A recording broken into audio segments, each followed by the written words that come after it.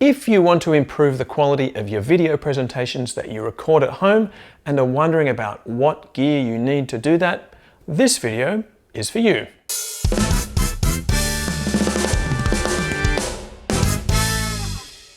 In the last video, we looked at a setup for under $1,000 using a cheap camcorder, a light from the hardware store, and recording audio on your phone. Today, we're going to look at the kind of setup you could get if you're willing to spend a bit more money. And if you can afford it, something like this would be my recommended setup. Now, there's nothing wrong with the cheap equipment we looked at last time, but it does have some limitations. Firstly, cheap camcorders have fairly small sensors, so the picture quality in low light, like your home office or lounge room, is not the best. They also don't have a microphone input, so you're probably going to have to spend time matching up a separate sound recording after you finish your shoot. And if you're shooting in your kitchen and want to be able to blur the background a little like this, that also requires a bigger sensor and the choice of interchangeable lenses. Now, the setup I'm using today is similar to the setup we're going to look at. Okay, as before, we're going to split things into 4 categories: camera, support, lighting, and sound. So, let's get started. Now, it's all very well if money is no object, but finding you the right camera at the right price in this bracket was surprisingly tricky. So what are we actually looking for? Well, 5 things. Sensor size. A bigger sensor means better low light performance and the ability to blur the background. A flip screen. It's very helpful to be able to see yourself and to get the framing how you want it. A microphone input so that you can connect an external microphone. And ideally also 4K shooting, which gives you more options in editing and a crisper picture on today's high-res displays. And also HDMI clean out, so you can turn off the on-screen displays if you want to use the camera for live streaming. Now, I did manage to find a few cameras that ticked most of these boxes.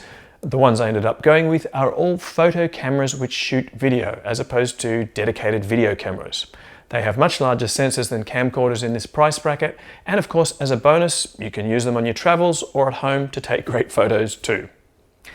And one thing that can be a little bit confusing when you're looking at these cameras is that the best value in one country is not necessarily the same as in another. For example, here in Australia, I found the Panasonic GX880, even more confusingly known as the GF10 or GF90 elsewhere, for around 650 Australian dollars, including a lens. Great, I thought. But in the US, you can actually get the very capable G7 for under 500 US dollars with a lens. Anyway, I've put some links in the description, which hopefully will help. And if you're still stuck, feel free to leave a comment. In any case, the first one is the little Panasonic GX880. Now, like the cheap camcorders in our budget category, this has no microphone input, but apart from that, I reckon it's good value. It has a screen that flips up a full 180 degrees so you can see yourself while recording, and it uses the Micro Four Thirds lens system, so you can build on it later with more lenses if you want to. And it also shoots 4K video. Next up, we have the Sony Alpha 6000. Now that runs to about $500 with the kit lens. Again, no mic input, but for another $230, you can get Sony's ECM W1M wireless microphone and clip that onto yourself for good quality, no fuss audio. Unfortunately, on this camera, the screen does not flip all the way around, so you won't be able to see yourself while you record. The more expensive Alpha 6400 does have a flip screen, so that's worth a look if your budget allows. I'm filming today with the Sony Alpha 6600, which is more expensive again, but combines a whole lot of features that make sense for the other work I use it for. And maybe the best all-rounder in this price bracket is the Canon M6 Mark II, which you can get for about $1,000 with a lens, and which does have a microphone input and a fully flipping screen. Now, all of these cameras also have an HDMI output, so potentially you can even use them for live streaming if you get yourself an HDMI capture device like this Blackmagic Design Ultra Studio Mini. Your camera will need to have what's called a clean HDMI output option though. That is to say, the option to output the image without all the info overlays you normally see on the screen. In this case, the Sony Alpha and the Canon M6 do have that feature, but the little GX880 doesn't. Okay, enough about cameras. What are we going to put it on? In the last video, we found some cheap tripods that'll do the job. But now that we're in the mid-price category, I should mention that video and photo tripods are Well, the same but different. You see, once you get away from the bargain basement tripods, most tripods come in two parts, the legs and the head. The head is attached onto this 3/8 inch thread, so one set of legs can be used with different heads for different jobs. Photography heads are designed for quick or precise adjustment with either a ball head or in 3 separate axes. What they're not really designed for is smooth movement. A mid-priced video head like this Manfrotto MVH500AH has a pan handle and gooey insides for smooth pans and tilts. This 700 RC2 is even cheaper and can still move smoothly with a bit of practice. Both of them have that 3/8 inch mount, so they can mount onto most tripod legs. So if you're going to be doing a lot of videography, get a video tripod. If you're just filming yourself at home, a photo tripod is fine. And the best known name in tripods is probably still Manfrotto. I've chosen this model called the Compact Advanced. It goes for under $100 and extends to a handy 165 centimeters. Another tripod brand that's been making waves recently is Benro. They're reasonably priced and seem to be well made. I have two. So what are we looking for when it comes to lighting? Well, I'm glad you asked. Output or brightness. In general, more is better. Your camera likes light. Lighting size or area. A bigger light source means a softer, more flattering light. Although if your light is powerful enough, you can bounce it off a wall or bedsheet to create a larger apparent source. Energy use and heat output. The old halogen lights used hundreds of watts and could set fire to anything that you left near them. Today's LEDs run cool enough to touch and use about 1/10 of the energy. And finally, the equipment size, weight and ease of use. For home use in particular, you want something that's quick and easy to move around and set up. In light of all that, sorry, LEDs are the way to go nowadays, but LED video lighting can still be pricey. There is some good value still to be found in the fluorescent lighting like these kits from B&H.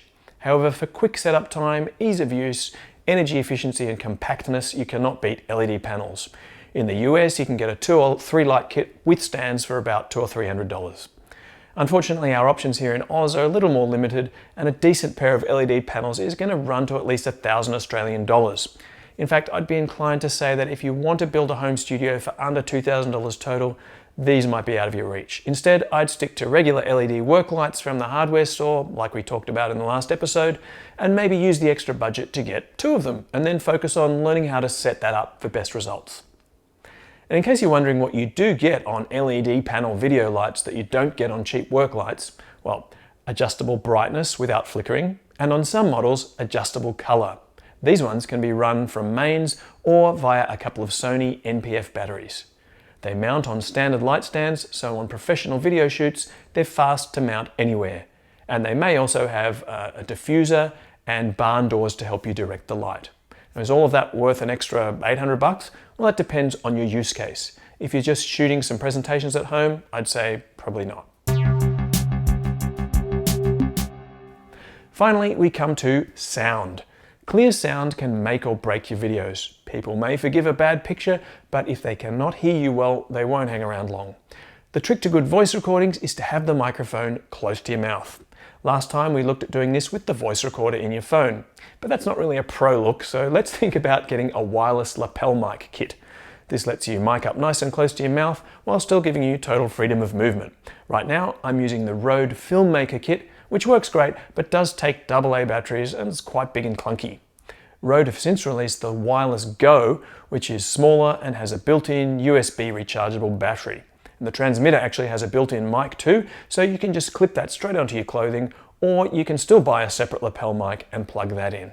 Speaking of plugging in, if you're using a camera without a microphone input, you'll need to plug that lovely microphone into some sort of audio recorder. I use a Zoom H5, but I'd suggest you start with the H1, which is smaller and cheaper. If you're going to be always seated in the same spot for your videos and want that radio studio look, you could also use a mic on a boom arm, like the Rode PodMic with their PSA-1 arm. That combo will set you back around $200, plus a bit more for the appropriate cables.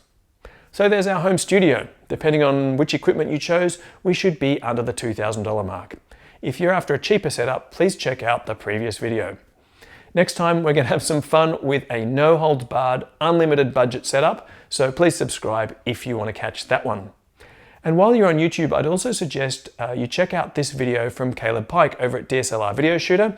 He built a mini rolling single stand YouTube studio. It's very cool, but he does have the unfair advantage of living in the US where all of the components are readily available at reasonable prices. In any case, you might get some ideas. Maybe I should try and put together the Australian version of this and see how much it would cost.